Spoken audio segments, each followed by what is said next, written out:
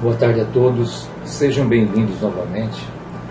Hoje nós vamos comentar um pouquinho sobre o uso dos anticoncepcionais,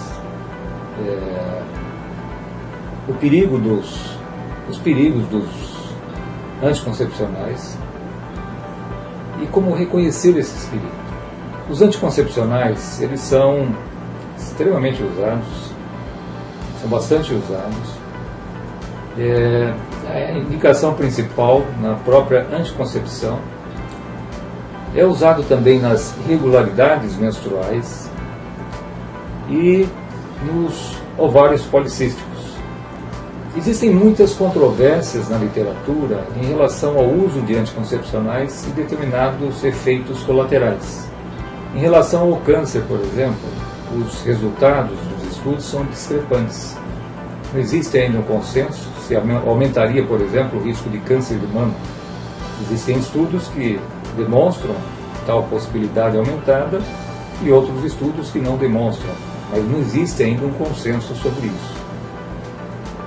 Existe um risco aumentado em relação ao uso de anticoncepcionais e os fenômenos que a gente diz de tromboembólicos, formação de trombos na circulação. Vou colocar um exemplo. Nós admitimos uma paciente na UTI recentemente, uma paciente jovem na nossa UTI, e o diagnóstico, ela chegou extremamente grave, um diagnóstico de embolia pulmonar maciça. E o único fator de risco que ela tinha na história, o único fator de risco, era o uso de anticoncepcionais. Então vejam vocês que a possibilidade em relação aos fenômenos tromboembólicos, principalmente no início do uso dos anticoncepcionais, quando se usava doses muito altas dos etinil e estradiol, que é uma forma sintética do estradiol, se usava dose até de 150 microgramas na pílula. Hoje existem as microdoses, 20 a 30 microgramas, e os efeitos colaterais em relação à formação de trombos, é lógico que diminuíram, mas não evitam.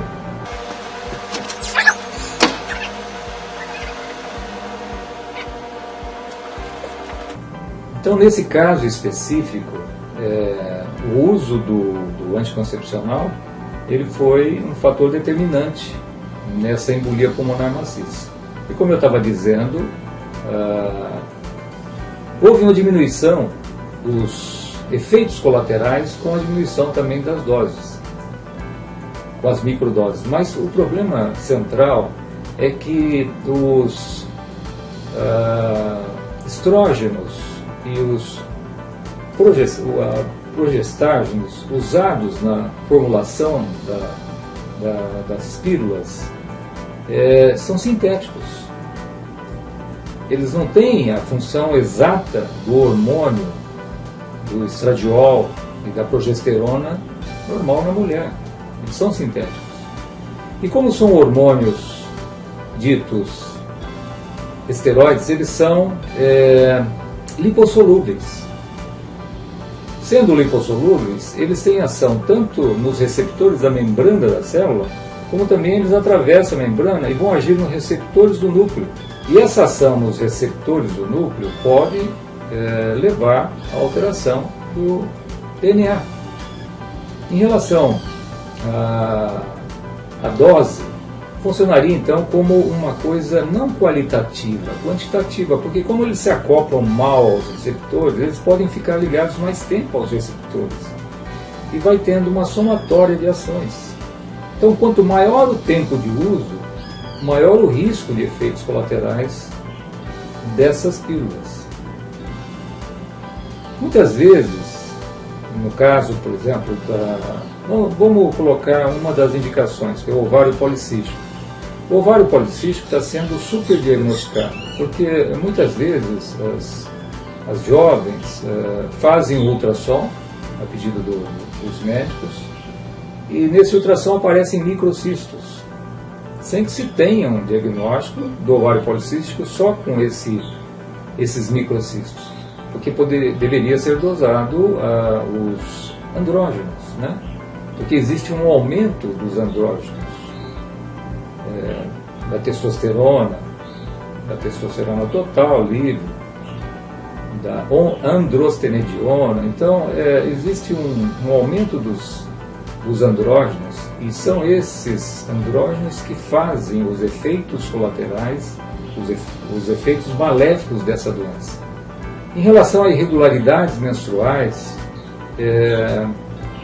só voltando, o ovário policístico também às vezes pode ser tratado com outras drogas. Uma droga que está sendo usada é a metformina, uma substância que aumenta a sensibilidade à insulina.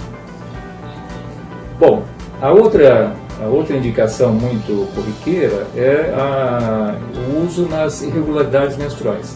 Boa parte das irregularidades menstruais boa parte é causada pela diminuição da progesterona. Não tem um aumento adequado da progesterona na segunda fase do ciclo. Então, eu acredito que poderia ter um resultado satisfatório, nesses casos, com o uso da progesterona bioidêntica na segunda fase do ciclo, sem o uso dos anticoncepcionais. Mas quando se tem realmente a necessidade do uso dos anticoncepcionais, é muito importante que se evite algumas situações. Por exemplo, o tabagismo associado ao uso do anticoncepcional aumenta muito o risco de fenômenos tromboembólicos, a formação de trombos na circulação. A obesidade também é outro fator complicante. Então, o que fazer? Existe um exame que é resultante daquilo de errado que está acontecendo no nosso organismo.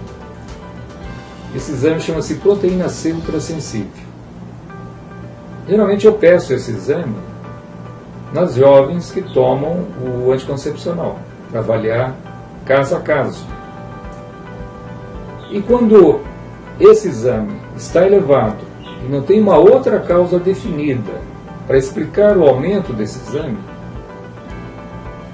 eu peço para que se suspenda o anticoncepcional e converse com a sua ginecologista para ver a possibilidade de uso de outras coisas, ou mesmo a suspensão do anticoncepcional, ou mesmo a suspensão do anticoncepcional em si. Então, esse é um exame que eu acho importante no segmento dessas pacientes, dessas pessoas, das jovens principalmente, que tomam, que fazem uso do anticoncepcional. Um exame simples e que pode dar um direcionamento do que fazer. Mas uma outra coisa importante é como eu disse anteriormente, o tempo de uso dos anticoncepcionais. Quanto maior o tempo de uso, maior o risco